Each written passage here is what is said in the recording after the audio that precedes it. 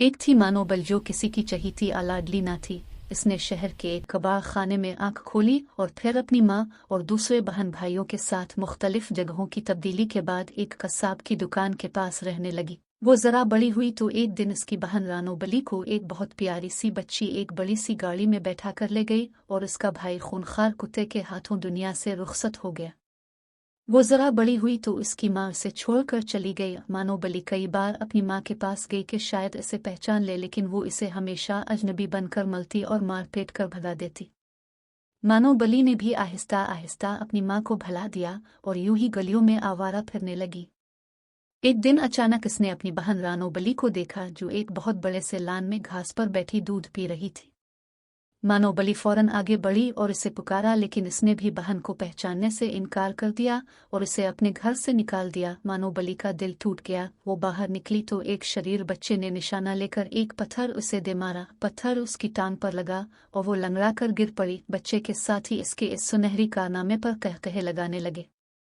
मानो बली बड़ी मुश्किल से उठी और अपनी जख्मी टांग के साथ भाग खड़ी हुई कि कहीं बाकी बच्चे भी पत्थर लेकर उस पर अपना निशाना न आजमाने लगे। इससे इंसानों पर गुस्सा आने लगा कि वो किस दीदा दिलेरी से हम जैसे मासूम जानवरों पर जुल्म करते हैं और उन्हें कोई कुछ नहीं कहता। वो अपनी जख्मी टांग के साथ एक घर में दाखिल हुई तो वहाँ एक मेहरबान बच्ची से इसका वास्ता पड़ा जिसका नाम ज़ैनब था। ज़ैनब को उसकी हालत पर बहुत तरस आया। कुछ देर बाद वो इसके लिए एक प्याले में दूध ले आई। मानो पहले तो झिझकी, उसे भूख भी जोरों की लगी हुई थी। मानो बली ने थोड़ा सा दूध पिया तो उसकी भूख और ज्यादा जाग अलिफाटे। उसने जल्द ही सारा दूध पी लिया और लेट गई। ज़ैनब अंदर चली गई तो मानो बली ने भागने का सोचा, मगर अपने इस नए मेहरबान दोस्त को छोड़ने को इसका जी ना चाहा। आखिर ज़ैनब आई तो इसके हाथ में मरहम पट्टी थी। मरहम पट्टी होने के बाद मानो बली को कुछ सुकून हुआ तो वो सो गई। अगले दिन ज़ैनब उसे अपने घर के अंदर ले गई।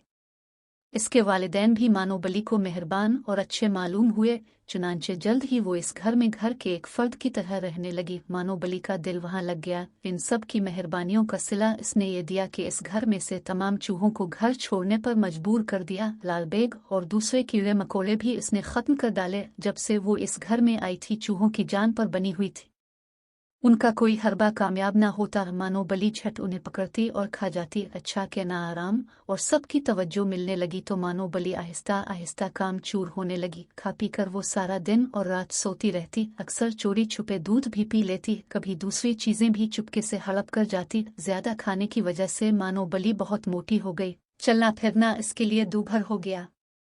एक रोज चूहों ने बावर्ची खाने में हिला बोला तो मानो बली उनके पीछे दौड़ी, मगर जल्द ही थक गई।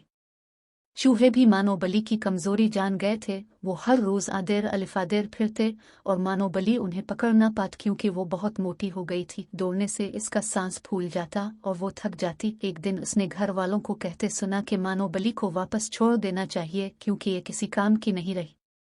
इतना सुनकर उसके होश उड़ गए। इसे अपना गलियों में फिरना, शरारती बच्चे का पत्थर मारना और गरीबी के दिन याद आ गए। इसे इंसानों की खुद गर्जी पर गुस्सा आया, लेकिन कसूर इसका अपना भी था। चुनांचे अगले दिन से इसने ज्यादा खाना पीना छोड़ दिया और बाकायदगी से रोजाना बेगुना वर्जिश करना शुरू कर दी। सस्ती काहली छोड़कर काम को अपना लिया और फिर जल्द ही वो दोबारा चूहों के लिए खतरे का निशान और घर वालों की आंख का तारा बन गई। प्यारे बच्चों, आप भी सस्ती छोड़ें, दिल लगा कर पढ़ें और अपने माँ बाप की आंख का तारा बने।